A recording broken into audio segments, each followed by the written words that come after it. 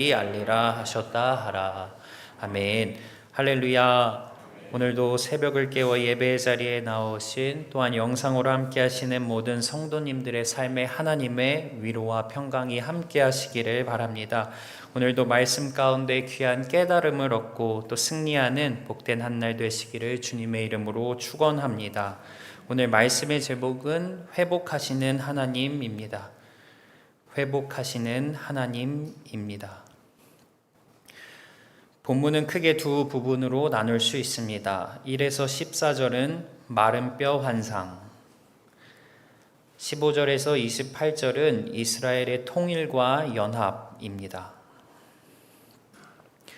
34장 목자의 회복과 35에서 36장 산과 땅의 회복에 이어서 오늘 본문 또한 미래에 이루어질 이스라엘의 회복을 다루고 있습니다. 먼저 오늘 본문의 배경이 되는 상황을 다시 한번 간략하게 짚어보고자 합니다. 바벨론은 유다를 침공하면서 세 차례에 걸쳐 포로들을 끌고 갔습니다. 에스겔은 2차 시기에 해당하는 BC 597년 여호야긴 왕과 함께 포로가 되었습니다.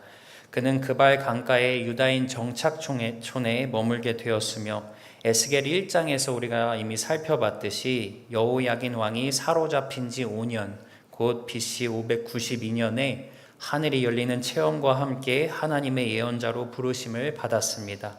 이때부터 에스겔은 본격적으로 유다가 저지른 죄악과 하나님의 심판 메시지를 전하기 시작했고, 이와 관련된 여러 환상들을 보게 되었습니다. 그리고 예언자 활동을 시작한 지 약 5년 정도가 흐른 BC 586년에 바벨론은 예루살렘을 끝내 함락시켰고, 이 소식이 에스겔에게도 들려옵니다. 에스겔 33장 21절입니다. 우리가 사로잡힌 지 12째 해 10째 달 5째 날에 예루살렘에서부터 도망하여 온 자가 내게 나와 말하기를 그 성이 함락되었다 하였는데, 비록 바벨론 땅에서 예언 활동을 하며 유다의 심판을 선언했던 에스겔이지만 그는 유다의 회개와 구원을 기대했습니다. 그러므로 예루살렘 패망 소식을 접했을 때 에스겔 또한 포로 백성들의 심정이 얼마나 참담했을지 가늠하기 어렵습니다. 과연 일말의 희망이라도 남아있는 것일까? 포로민들은 깊은 절망, 아니 완전한 절망에 빠졌습니다. 나라의 멸망 앞에 모두가 무겁고도 힘든 침묵과 또 절망과 좌절의 시간을 보내고 있을 때 에스겔은 오늘 마른 뼈 환상을 보게 되었고, 또한 이스라엘의 통일과 연합과 또 회복에 관한 하나님의 말씀을 듣게 되었습니다. 본문을 통해 하나님은 절망하고 있는 바벨론 포로 백성에게 어떠한 회복의 메시지를 전해주고 계실까요? 그리고 그 말씀은 오늘 우리에게는 어떤 의미로 다가올까요? 함께 본문을 살펴보면서 은혜를 나누고 영적인 교훈을 얻고자 합니다. 첫째로, 하나님 안에서 생명을 얻게 하십니다. 하나님 안에서 생명을 얻게 하십니다. 오늘 본문 1절입니다. 여호와께서 권능으로 내게 임재하시고 그의 영으로 나를 데리고 가서 골짜기 가운데 두셨는데 거기 뼈가 가득하더라. 에스겔은 하나님의 영에 강권적으로 이끌려 마른 뼈 환상을 보게 됩니다. 골짜기를 가득 메우고 있는 마른 뼈들 가운데 하나님은 3절에서 인자야 이 뼈들이 능히 살 수 있겠느냐라고 물으십니다. 여러분이라면 이 물음에 어떻게 대답하시겠습니까? 마른 뼈는 소생 불가능, 곧 완전한 죽음과 절망을 나타냅니다. 어느 누구도 마른 뼈가 살아날 것이라고 기대하지 않습니다. 그래서 살 수 없다라고 대답하는 것이 지극히 상식적이고도 합리적입니다. 그러나 예언자는 어떠할까요? 그는 대답하기를 주 여호와여 주께서 아시나이다. 다소 소극적인 대답이라고는 할 수 있지만 에스겔은 모든 가능성이 하나님께 있음을, 하나님은 가능하심을 고백하고 있는 것입니다. 그러자 하나님은 에스겔에게 대언하라고 명령하십니다. 본문 4절에서 5절입니다. 너희 마른 뼈들아 여호와의 말씀을 들을지어다. 주 여호와께서 이 뼈들에게 이같이 말씀하시기를 내가 생기를 너희에게 들어가게 하리니 너희가 살아나리라. 사랑하는 성도 여러분, 하나님의 말씀은 능력인 줄 믿습니다. 세상은 하나님의 말씀으로 창조되었습니다. 하나님이 말씀하시니 존재가 생겨났습니다. 이처럼 하나님의 말씀에 생명이 있습니다. 11절에 나타나듯 마른 뼈들은 이스라엘 온 족속을 상징합니다. 바벨론에 의해 멸망하여 이제는 완전한 절망만이 뒤덮은 현실입니다. 그런데 왜 그들이 이렇게 말라버렸습니까? 왜 죽고야 말았습니까? 바로 생명이신 하나님의 말씀을 듣지 않았기 때문입니다. 에스겔을 비롯한 예언자들이 수없이 하나님의 말씀을 선포했지만 그들이 귀를 닫은 탓입니다. 그러므로 이스라엘이 진정으로 다시 살 수 있는 길, 소생케 되는 길은 무엇입니까?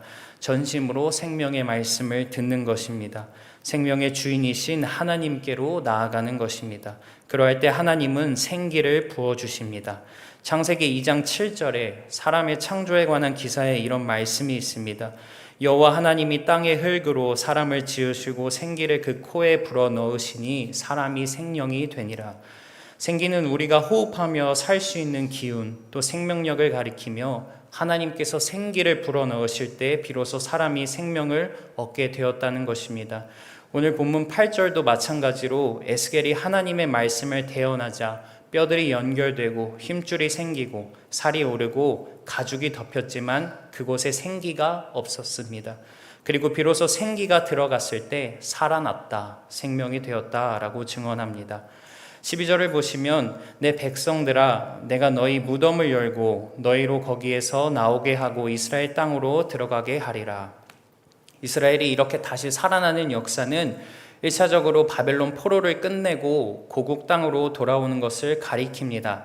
그러나 더 본질적인 의미에서 이것은 그들의 삶과 신앙의 갱신을 나타내는 것입니다. 그들은 하나님 앞에서 죽은 자였으나 이제는 산 자가 될 것입니다. 하나님 안에서 생명을 얻게 될 것입니다. 사랑하는 성도 여러분, 우리의 신앙은 하나님 앞에서 어떠합니까? 마른 뼈들처럼 생명력 없이 그저 널브러져 있습니까? 아니면 생기가 있어 활력이 넘칩니까? 우리가 진정 돌아봐야 할 것은 우리가 하나님 앞에 온전하게 서 있는가인 줄 믿습니다.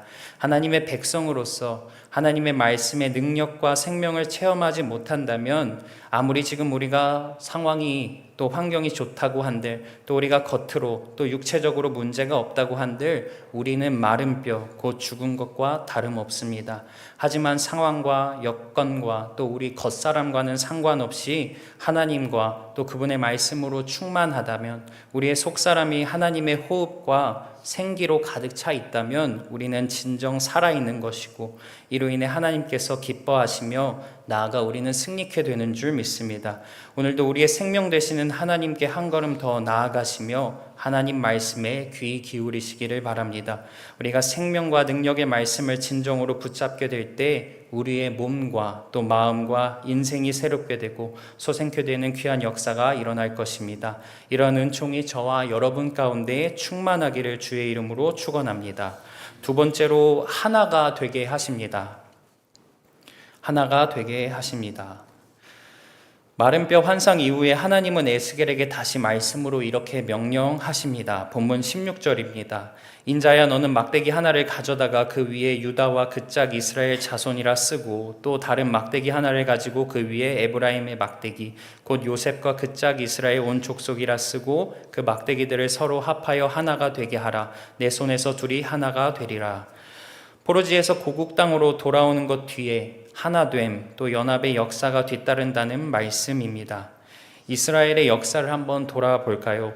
저들이 하나됨을 이뤘던 기간은 사실 너무나도 짧습니다. 사울, 다윗, 솔로몬에 이르는 통일 왕국은 솔로몬 사후 즉시 두 나라로 분열이 되었고 약 300여 년의 시간 동안 북이스라엘과 남유다 이 두 체제로 각자 독자적인 길을 걸어왔습니다.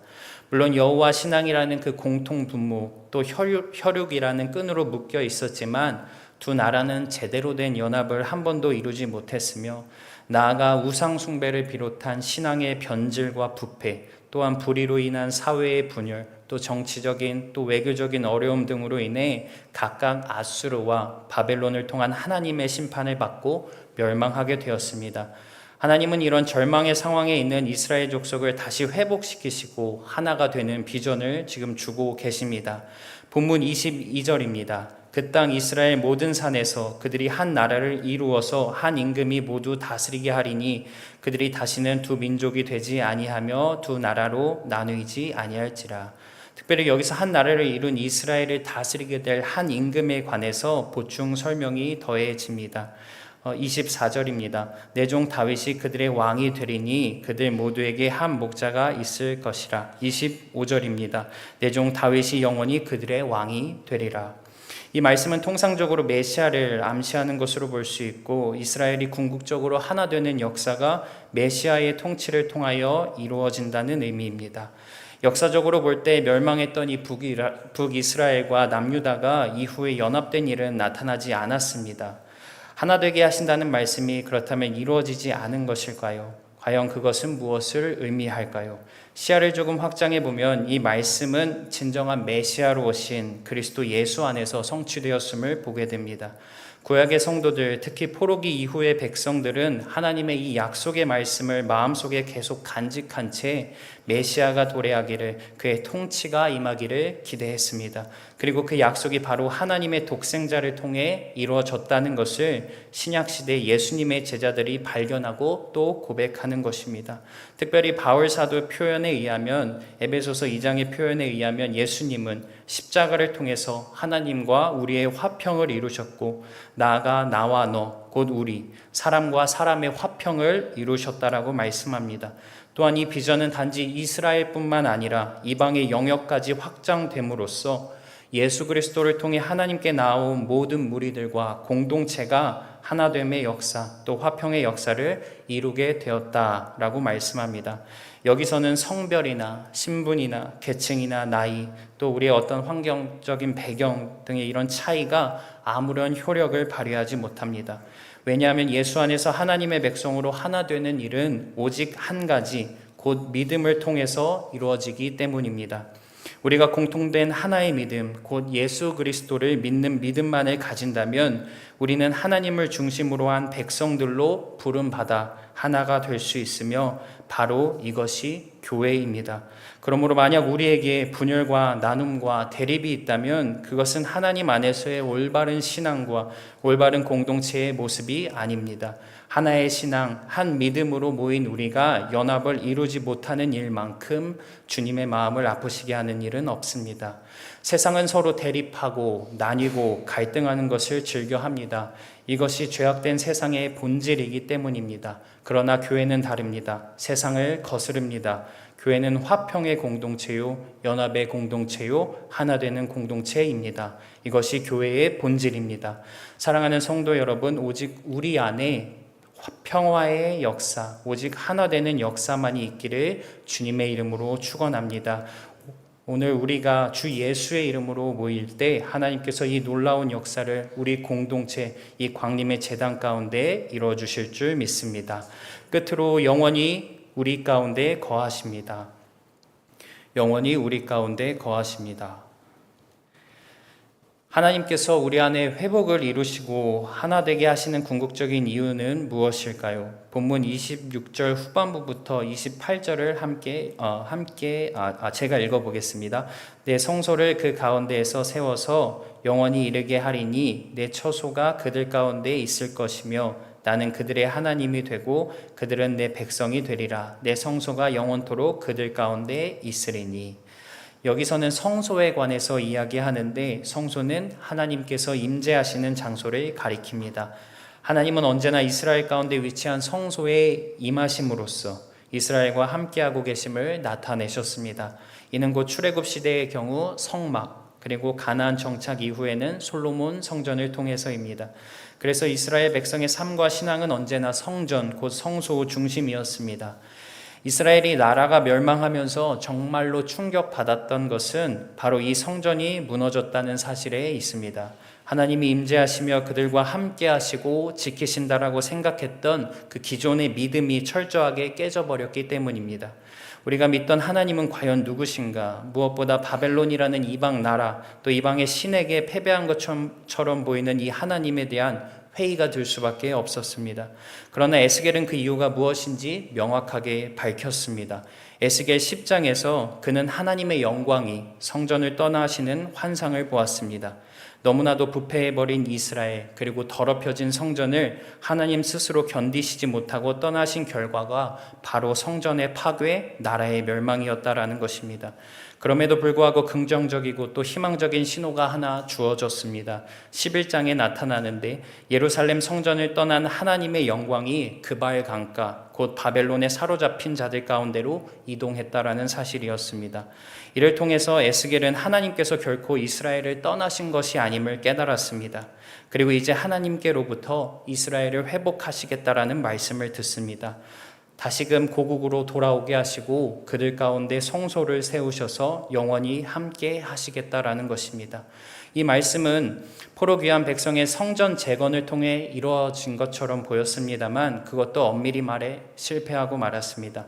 왜냐하면 AD 70년 제2성전 역시 로마에 의해 파괴되었기 때문입니다. 그렇다면 이 말씀이 갖는 궁극적인 의미는 무엇일까요? 구약의 그 가시적인 성전, 곧 눈에 보이는 건물로서의 성전의 한계를 우리는 보았습니다. 하나님께서 성전을 충분히 떠나실 수 있다라는 것, 나아가 성전과 상관없이 하나님의 영광이 당신의 백성에게 임할 수 있다라는 것을 깨달았습니다. 그래서 성전의 실질적인 의미는 신약에 이르러 비가시적, 곧 보이지 않는 개념으로 전환되는 것을 우리는 확인할 수 있습니다. 이는 바울 사도가 가장 잘 표현해주고 있는데 고린도전서 3장 16에서 17절입니다. 너희는 너희가 하나님의 성전인 것과 하나님의 성령이 너희 안에 계신 것을 알지 못하느냐. 누구든지 하나님의 성전을 더럽히면 하나님이 그 사람을 멸하시리라. 하나님의 성전은 거룩하니 너희도 그러하니라. 물리적인 성전의 한계를 뛰어넘어서 이제 하나님은 성령을 통해서 언제 어디서든 우리와 함께 하십니다. 우리의 마음 또 우리의 심령을 성전, 하나님의 성소와 처소로 삼으셨기 때문입니다. 이것은 새 영과 새 마음을 주시겠다라는 어제 살펴본 말씀과도 일맥상통합니다. 하나님이 우리와 함께 하시는 방법은 이제 우리를 성전 삼으시고 성령을 통해 내주하시는 것입니다. 부활하신 주님께서도 제자들에게 지상명령을 주시면서 내가 세상 끝날까지 너희와 항상 함께 있으리라 이렇게 약속하셨는데 이것이 곧 보혜사 성령의 그 강림을 통해 이루어지게 된 것을 우리는 잘 알고 있습니다. 사랑하는 성도 여러분, 하나님은 저와 여러분을 하나님이 거하시는 거룩한 처소를 삼으셨고 오늘 우리 안에 거하시면서 우리 인생을 이끌어가고 계신 줄 믿습니다. 우리 안에 계신 성령 하나님과 날마다 친밀한 교제를 나누면서 영원토록 우리와 함께 하시는 임마누엘의 놀라운 축복을 충만하게 누리시기를 주의 이름으로 축원합니다. 사랑의 하나님, 오늘도 우리의 삶을 새롭게 하시는 은혜에 감사드립니다. 마른 뼈를 살리시는 능력과 생명이 주님께 있음을 고백하며 날마다 주님 한 분만으로 또 주님의 말씀으로 충만케 하여 주옵소서. 또한 우리 안에 화평케 되는 역사, 하나 되는 역사를 허락해 주옵소서. 예수를 믿는 믿음으로 믿음 하나로 우리가 모였으니 그리스도 예수 안에서 연합하게 하시사 주님의 기쁨이 되게 하여 주옵소서. 우리를 당신의 거룩한 처소 삼으신 하나님, 오늘도 우리 안에 거하시며 임마누엘 하시는 줄 믿사오니 날마다 성령 하나님과 교제하며 동행하는 복된 인생으로 삼아 주시옵소서. 이 시간 마음을 모아 주님께 예물 올려드리는 손길들이 있습니다. 주님 마음의 중심을 기뻐 받아주시고 하늘의 신령한 복과 땅의 기름진 것으로 충만하게 채워 주시옵소서. 또한 간절히 주님께 드리는 기도의 제목들을 속히 응답해 주셔서 감사와 기쁨의 고백들이 넘쳐나는 귀한 역사가 있게 하여 주옵소서. 우리 구주 예수 그리스도의 이름으로 기도합니다. 아멘. 이 시간 함께